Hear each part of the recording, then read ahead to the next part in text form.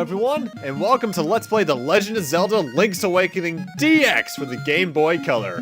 I'm not doing the original because I don't want to abuse that one glitch. And I'm going to start off with a little Easter egg. If you name your character file Zelda in all caps, we go from the title file select music that would be in the Oracle games to a bit of a techno remix of the main theme. Which, I'll be frank, I'm not terribly fond of.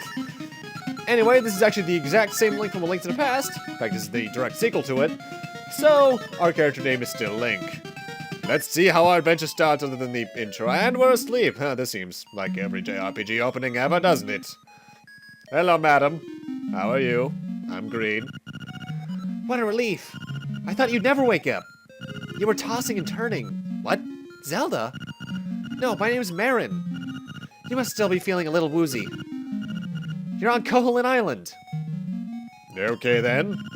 Follow the lane south to reach the beach where I found you. Since you washed ashore, lots of nasty monsters have been in the area, so be careful, okay?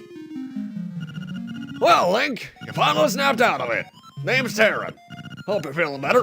What? How to know your name? You think it's weird, eh? Well, I saw it on the back of this shield. We got our shield back! Press the button and repel enemies with it.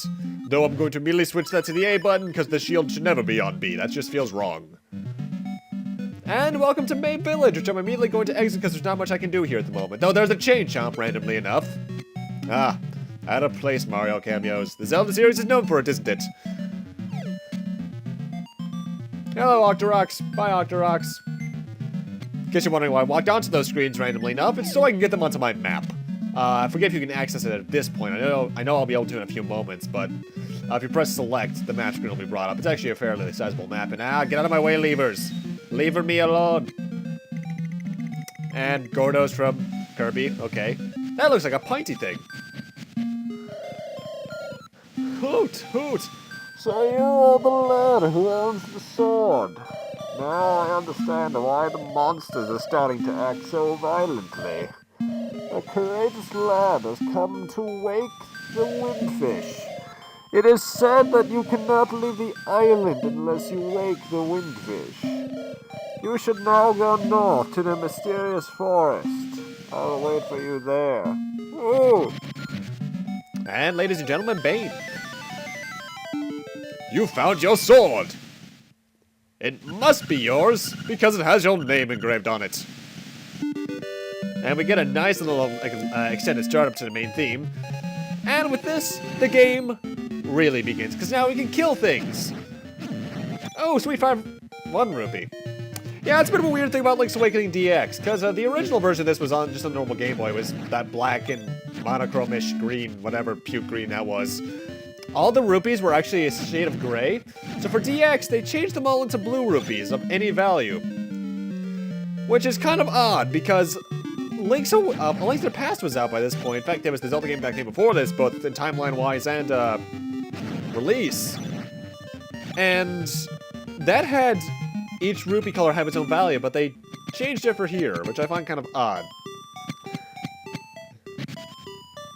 Either way, first off, as soon as we want to get back to May Village, you're going to want to chop down this grass and fall down here, so we can find our first of a very familiar item set, our first heart piece of 12. And we can check it out on our sub-screen. Go to the pause screen, press select, and it shows up. 1 of 4.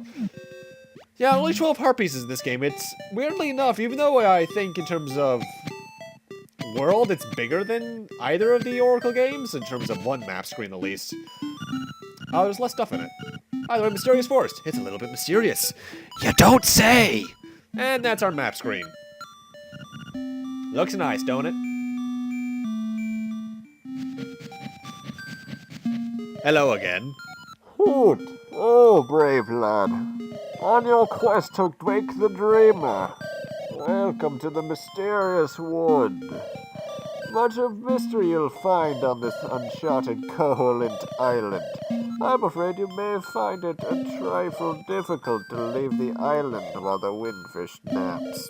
By the by, have you ever visited the Tail Cave, which is south of the village? Go there with the key you find in this forest. The windfish is watching. Ooh! I'm gonna have to do that the entire game now, aren't I? Great, what have I gotten myself into? I could have done Christopher Walken. Ooh! We've got a Guardian Acorn! It'll reduce the damage you take by half. A bit of a weird little thing this game has that not any other Zelda game really brought in was little power-ups like this. Though the annoying thing is every time you pick one up, you have to sit through that extended little text box thing. Technically, there is a way to skip it, but I'll get into that like next part. Ah, keys. My goddamn bat friend, damn it! Keys are more or less the exact same as they are in any Zelda game. Annoying. As long as they're in your way, at least. Oh, I can't reach that from here, really. Go around here and grab that. We got 50 rupees. Very nice. That should be a different color. Actually, what is 50 is usually purple, isn't it? That sounds about right. And there's another piece of art, but we can't get it quite yet. So we'll be back here for that. Eventually. This seems familiar. We pick up the Toadstool. As we hold it over our head, a mellow aroma flows into our nostrils. Well, that's a thing. By the way, I gotta say, I absolutely love the Mysterious Forest theme. Then again, Link's Awakening as a soundtrack is actually one of the best in the series in my eyes. Oh, I actually forgot to cut this out. I guess this is the only time I'm saying this. Like in my Oracle game LPs, trips back through caves we've been through before like this, unless I take a different route, are going to be cut out from here on out. I forgot to cut this one out, my bad. I guess at least gave me time to explain that. And if you haven't seen my Oracle series LPs, I recommend you go back and watch them. Not bad in my eyes. Had some audio difficulties through it, but oh well. Ah, Zulls. Or gels. But, ooh, even better. We got a piece of power. We can feel the energy flowing through us. This is more or less a double damage thing, because these moblins used to take 2 shots, now they take 1. Yet again, there's a way to skip the text, but I'll get into that later.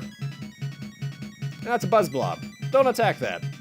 Keep the screen in mind for much later, by the way. It might come into play. Call it a hunch. Ooh, creepy place. Let's enter it. Double, double, toil and trouble. A toadstool mix makes powder for tricks. Well, let's try giving it to her. Ah, it has the sleepy toadstool, it does. We'll mix it up something in a jiffy, we will. It's all ready, it is. Take care, as there's not much there. Why not try a bit in my hut? We got some magic powder. Try sprinkling it on a variety of things. In fact, if you try to sprinkle it on that torch, it lights it ablaze. I don't know how it does that, but it does.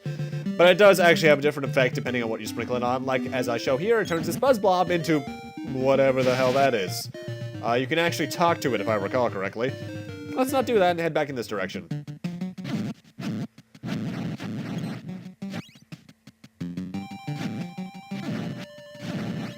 Now, as for the way the pieces of power and Guardian Acorns wear off, I'm actually not entirely sure about that. I think it's a certain amount of screens. Also, fun fact over here, if you don't have maximum health, that's actually a great berries fountain that will restore your health to max. Either way, now on the Mysterious One, do we want to head northwest, or east? No, yes, west. To get to an area I didn't go to earlier. I could have, but I didn't want to. Hello, raccoon. How are you? Yeah, you're going to be lost thanks to me. Oh, curses. Well, I'm back here. How you doing? I don't know how she does this, but she does.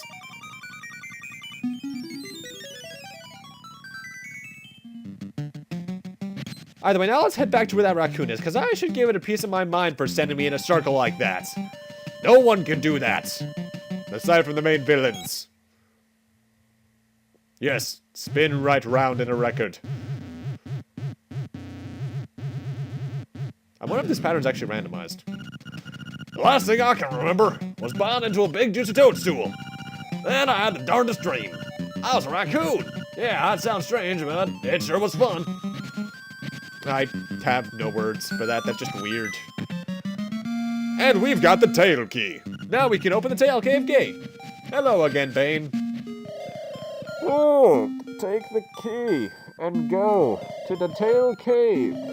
Retrieve the instrument that's hidden there. Go now, the windfish is waiting. Ooh. By the way, with that, we're actually done here in the forest. Let's cut back to Mape Village and head north of the Chin Chomp for a fishing mini game. How about some fishing, little buddy? I want to charge you 10 rupees. Sure. Okay, here's how you do it. Use left around the D-pad to aim the cast. Once you hook a fish, press the button rapidly to reel him in. Now, your main goal here is actually the fish immediately below us. The small fish, I think, are 5 rupees each, so you end up losing a net cost of 5. The big ones are 20 each. So basically, the way to go around this is try to get the big ones as quickly as possible, otherwise you're wasting money. And as far as I'm aware, the little guys actually have quite the range as to how they get to you. I'm not exactly sure how they do that. Because this guy's a decent distance away, yet he still manages to home in on my reel, and I just realized the reel changes from red to green as soon as it touches it. Ah, palette limitations.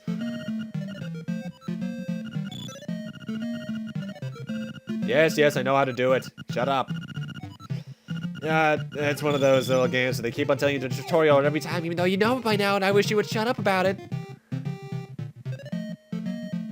Either way, here we go. Come here, big guy. The big guys actually do fight back against the reel, so get it. And for getting it, not only do we get 20 rupees, but we get our piece of heart number 2. Booyah! I would live a little, but I'd rather figure out a way off this island. By the way, if you attack the chickens around 36 times, the chicken massacre starts. So don't do that, unless you have a death wish. I don't. Not in this case, at least. Either way, on this screen, let's chop down some grass randomly. I feel like grinding for some rupees, so why the hell not? After all, it's relaxing, isn't it? And also you get this. Secret Seashell number 1 of 26. If we collect a lot of these, something good's bound to happen. Now you might notice in the call-out I put there, I said 1 out of 20. You only need to collect 20 for a certain thing to happen, so I'll be pointing out where they all are, but I'll only be collecting 20. And now let's head south to the shop. It's not actually a shop, and by the way, if you attack that dog, it attacks you, so watch out. The actual shop is 2 screens north of us, but this is a bit of a mini game. Trendy game, 1 play, 10 Rs. Play, the A and B buttons move the crane, the rest is just timing. Go over to the buttons to play. Good luck. Now the way you aim this is, thankfully, it's much easier than any other crane game I've played in my life. The way you aim it is you look for where the shadow is. I'm going for the Yoshi doll in the middle. You can also get magic powder here early, and I think those red rupees are 30 rupees. Wait, there are different colored rupees. Why couldn't they do that for the rest of the game? Yes, Yoshi, I know I caught you, so shut up. But for doing that and getting the Yoshi doll, which is the only thing I'm really interested in, we got a Yoshi doll recently. He seems to be showing up in many games. My grammar is good, is it not? Oh, hi, Mark. Either way, the actual store for the town is right there. There's actually a way you can steal stuff from there, but I'm not going to show that off because it renames our character Thief permanently. Link, Terran's taking a nap at home. I don't know how you can sleep on such a nice day. Makes me want to sing a song. Yes, the song's Ballad of the Windfish. Ah, well, that's nice. Goodbye now. Either way, now that we got that Yoshi doll, there's something we can do with it immediately. You see, Link's Awakening was the game to really start the trade quest, as every Zelda game would pretty much have from here on out. Oh, will you give that doll to my baby? Why, yes. Oh, thank you. You're indeed a generous person. I'll give you this in return. And we got a glorious ribbon. Sucker. I got the better deal. Maybe we can trade the ribbon for something else, but no, it's a beautiful ribbon. Yep, those my boys. I'm Papao. Nice to meet you. I'll be lost in the hills later, so keep a lookout for me, eh? I don't know how he knows he'll be lost. Can you really get lost on purpose? Either way, now we're back in the Chain Chomp screen, because I want to head in here. Makeup, jewels, dresses. I want it all. And some new accessories would be nice. Oh, that ribbon. I need it. Will you trade it for my dog food? Yes, dog food is a clearly better thing. Lucky, thanks. Well, here's your dog food. I now have food for life. It's filled with juicy beef. But now that we have that, we can actually hit to the next step of the trade quest over on this screen on the map. We want to head east a bit. To this house. Hello, alligator man. What's that you have? It's canned food. For heaven's sakes, man, give that canned food to me, please. He's hysterical. What'll you do? Here. Oh, thank you. I'll take that. Can and all, really? Not thinking you are an alligator. That was great. I know it's not a fair trade, but here's some bananas. Yum. You gave him dog food and got bananas in return. Good deal. I suppose, but it's not dog food. Either way, that's actually all the side stuff I wanted to do for now, so we can actually head towards the main storyline things, which we need to do to complete the game. Thankfully, Tail Cave is very close to everything we've been to so far. Mind you, that's kind of a good game design decision to do that, because if you make the first dungeon all the way on the other side of the map, that's kind of dickish. A Link to the Past. Nah, I'm just kidding. That's actually not a big of a problem. Link to the Past's case, because that game's world is much smaller when you think about it in terms of screens. Also, you know what's really annoying about the pieces of power and guardian acorns? The amazing music gets replaced by this pretty repetitive tune. Either way, here's the tail keyhole. And with me entering the Tail Cave, I'm gonna need to end this off here. Thank you guys for watching, and in part 2, we'll be exploring the Tail Cave, the game's first dungeon. See you guys then.